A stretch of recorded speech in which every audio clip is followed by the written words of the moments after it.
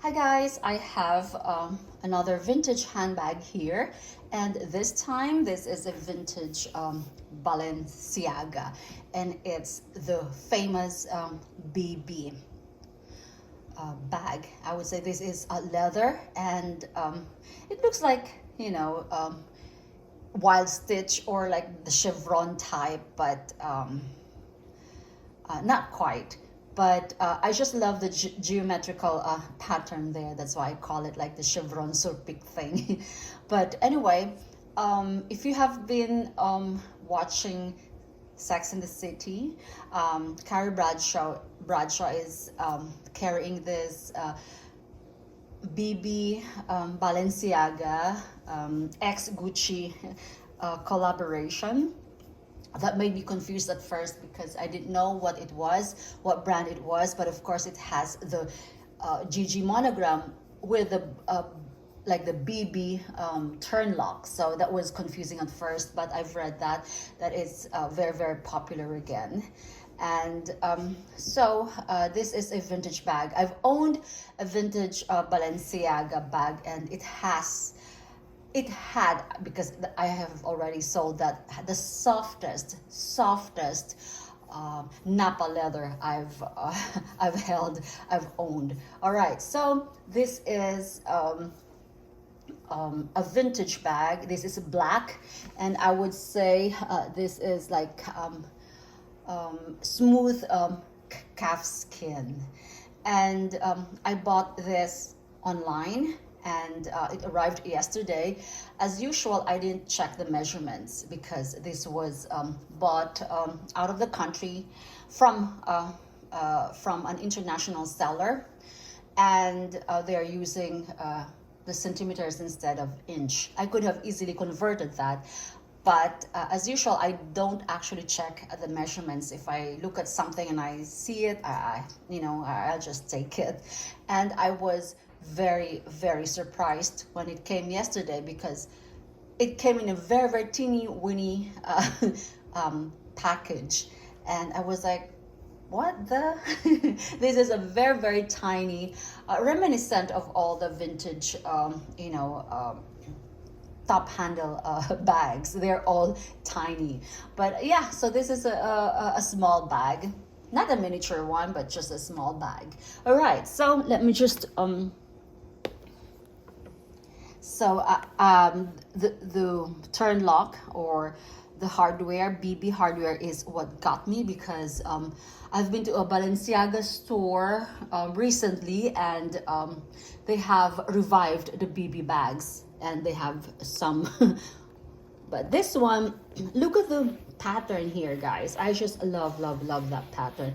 It's not quilted. It's it just looks quilted from from afar, but it's actually not. All right, so that's the clasp.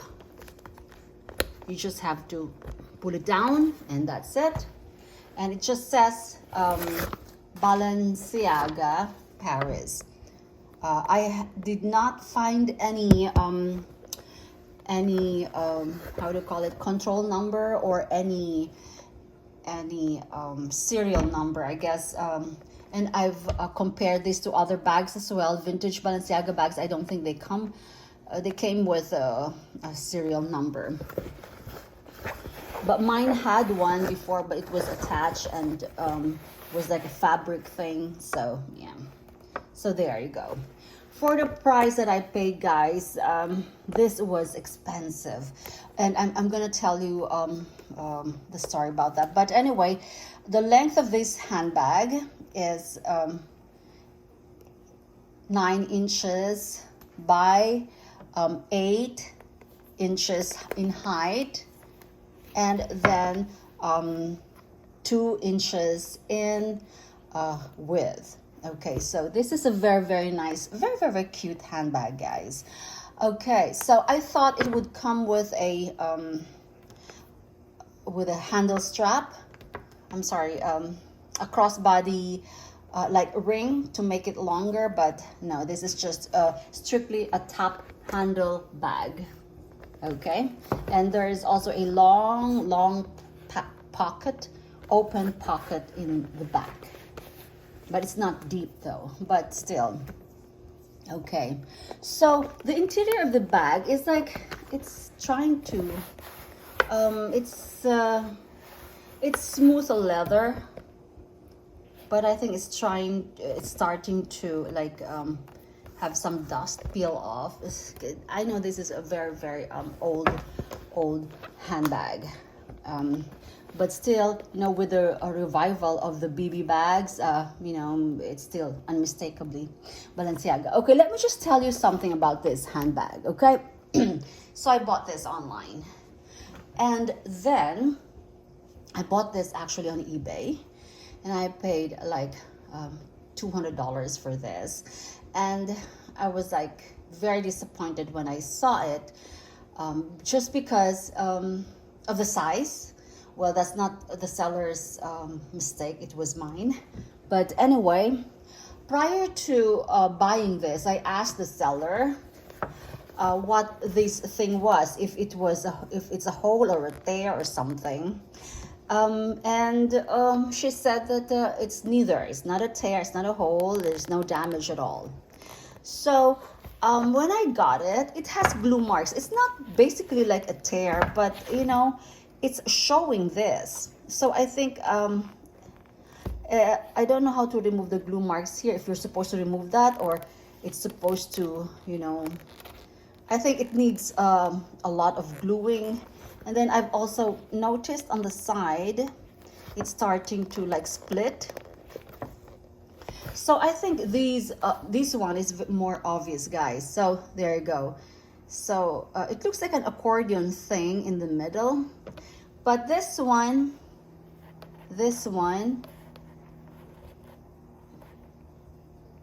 is like a very ugly.